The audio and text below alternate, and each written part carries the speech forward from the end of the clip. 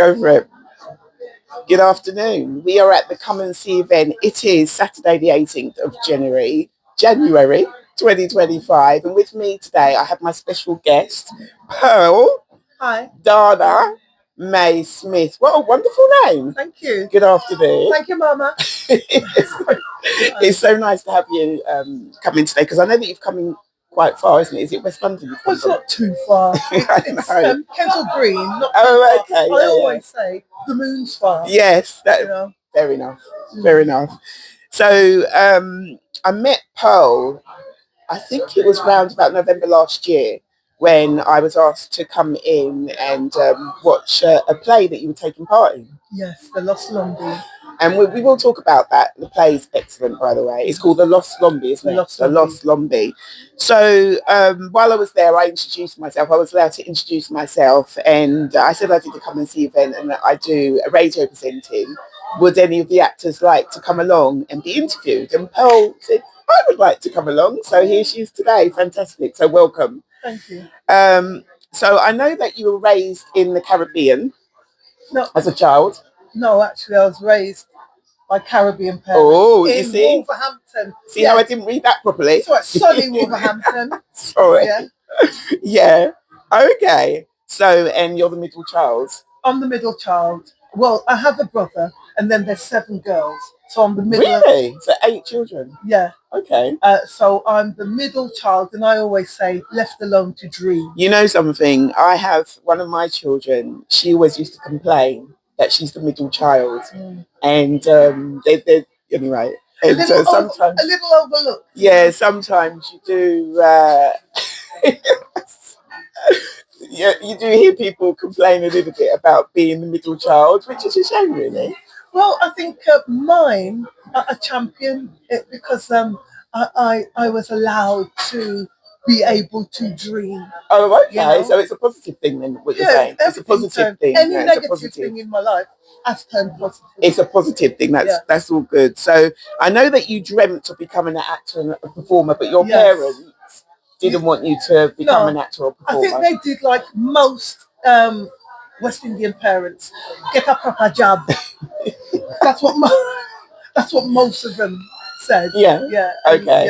Yeah. So I thought, what would a proper job be? Working in an office, working in the shop. So I tried everything. Yeah. And nothing felt right. Yeah, because I know here that you tried. You had was it a fashion shop or a fashion? You did something with fashion. I used to design and manufacture clothes. So I used to build bespoke for men, women and children. And that was successful, wasn't it? Really successful in Wolverhampton. Yeah. Is it still going on today? No, it isn't going on today. I'm not really good at... I'm good at creating. Yeah. But it's the promoting and the selling and the marketing. Just all the other stuff. I'm not so good. You know? But if you ever go back to it, there are people that specialise in now. I'm confident now. Okay. And anything I do will be done to the maximum. So would you want to go back and do fashion and design? Well, funny you should say that because we're going to do a little collab. My son-in-law runs a basketball academy in Wolverhampton called Slam. Okay. And it's amazing what he's doing. He's literally saving lives. And we're thinking about doing a collab. My company was called City Craze. Right. So we're going to kind of join together and get them young people walking the catwalk. Fantastic. That sounds really, really good. It really does, It sounds brilliant. Okay. So you say that you tried everything, a lot of different jobs. Yeah, but you always used to go back to wanting to be an actor. Well, I'd be dreaming about it. Yeah. I'd literally be dreaming about it. You know. Yeah. And so what happened? Did you turn the dream into something? This is solid. What happened. Somebody, a friend of mine, was doing some background work. Right. And I said, well, how did he get that? The company was called Riviera, and they were based down West Riviera. That's a big company. Is it the main Riviera company? Or? They were based in West Country. Okay. So I joined with them, and the director. Yeah. Because he was an athlete as well. No, I used to be an athlete. All my sisters were athletes. Okay. So we had something in common. Then he started getting me work. I think one of the first jobs I did was Casualty. Well, you on Casualty? Yeah, but background work. Yeah, but it's still something though, isn't it? With background work, I told everybody that I was going to be on Casualty. That's Bristol's St Philip's Industrial Estate. That's where it's based. Oh, really? So, wow. Yeah, so I told everybody that I was going to be Casualty. So everybody's out to watch, and I saw my legs. But it's a start. It's a start. It's a start. Well, I learned very quickly not to say. Yeah. But if I popped up, I would. Yeah. And I also learned that there's a hierarchy in this business. And, you know, background artists, some are frowned upon. And, you know, I have no shame to say I did it for the money. I take that money and run. You know what I mean? Yeah. Because it pays bills. Of course. But I did my best not to push myself to the forefront. Okay. I would try and do deep background. So when I went to audition for more prominent roles, that wouldn't kind of, do you know what I mean? Because some directors don't like it if you do background work. You know what I mean? Yeah. Okay. So if you're an extra, yeah, and you're actually seen, you know, they do I remember doing a scene in a restaurant, and we had to just pretend that we were chatting away and ordering a drink and this, that, what have you. That's that's like, is that background work? Yeah.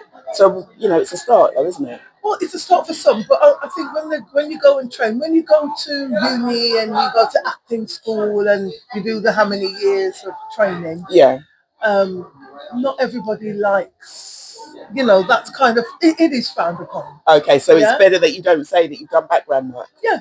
Okay. I didn't know that. Really said, but I think it's very good for direction. I think so. Yeah. I'm watching continuity. I'm watching lighting. I'm looking at props. I'm looking at costumes. I look at everything.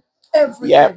You know what I mean? Yeah. So I think it's really good for direction. So you know how to get your lights. That's right. You know how to face the camera. Yeah. You learn a lot when you do things like that. Yeah, definitely. Yourself. Yeah, that's really good practice. Yeah, I think so as well. But so I've learned something. I didn't realise that some people frowned upon if you did extra work. Yeah. To be honest, I remember being in an acting class before, and someone did say that they've done a lot of extras, and I remember the teacher not that she was frowning upon it, but I think she was sort of saying that, you know, it's better if you don't say that you do it that you've done too much, sort of like extras and stuff like that. I wasn't aware of it. With me, I like experience. Do you know, I feel that builds you up, the experience. So there you go. Anyway, we're all different, aren't we? If you're doing background work, don't worry about it because you're still getting experience. I don't want you to feel as though we're frowning upon if you do background work. But it's not just that. We make it look real. The people in the background make it look authentic. Yeah. You know what I mean? We're supporting the artists. Yeah. So anyway, although she's done background work, she's now in a play. It's called The Lost Lombie, and I actually went to go and see that in November. Absolutely fantastic. And she plays the main character of Cece. Yeah, I play. Is that correct? I've got the name right. Yeah, you're correct. This is Miss Cece, and Miss Cece. She's one of the main characters. I suppose it's kind of based around her, and she's an old lady thinking about reminiscing about past, you know, things that she's done in the past and things that were hidden in the past that's come to the surface and she's having to deal with emotionally. Yeah. You know? Yeah. I don't want to give too much away. Yeah, that's what I was going to say. It's an amazing play. The play is so well written. Yeah. Absolutely fantastic. And I can see it just going higher and higher and higher. I can see it. I really can see it. I actually thought that it was a true story. Okay, so it's not a true story. It must be based on some truth. I think very loosely based. It's too well written. Yeah. It's too well written to be not. But I thought the whole thing, as it was presented in the script, I thought that I read from start to finish. And when I finished, I went back to the beginning again because it absolutely was fantastic. Yeah. And hopefully we'll have one of the writers who actually wrote the play hopefully she'll come in to the Come and See event as well and have a little chat and so on and so forth. And at the same time, Pearl is also an artist, and you've made these cards, haven't you? Yeah, I go by Art of Black Pearl, and I always say that my work is from hope, dreams, from my imagination, but it's also based on the foundation of love. So it's all the things that I love. We've got those two there. She's got plenty on the other table, but I'm just showing you a few. And I also use a lot of vinyl so I do portraits on vinyl records. Some people say, what a waste of a record. And also I use it as a mixed media in some of my artwork as well. It's really amazing, because I know that you said that you're an artist. I didn't realise that you made cards, and also, so the name of the business is a business, isn't it? Yeah, it's called Arts of Black Pearl. Arts of Black Pearl on the record. Well, whatever I do on the vinyl, I put it on the record. Okay. Art. Yeah. But it's the business is Arts of Black Pearl. And is the Instagram Arts of Black Pearl, all in one word? Yeah. You're also on Facebook. And are you on X? I used to be, but nah, not anymore. Yeah, I can't keep up with it. There's a lot of platforms now. There's new platforms. I think there's a platform called Blue or something. There's a black platform that I saw yesterday, and I can't remember the name, but when I do find it, I will. Okay. Yeah. Let me know anyway. But it's been a pleasure talking to you, Pearl. Thank you so much for coming in. Thank you for inviting me, Rosalind. You're more than welcome to come back again. All right, and we must keep in contact. But I hope you've enjoyed the interview. And if you do want to get in contact with Pearl, or you want to maybe even purchase some of her work, her Instagram is Arts of Black Pearl. It's all one word. You can get in contact with her. Is that your email, isn't it? Her email is blackpearlarts@hotmail.co.uk. Take care. Speak to you soon. Bye-bye. Bye.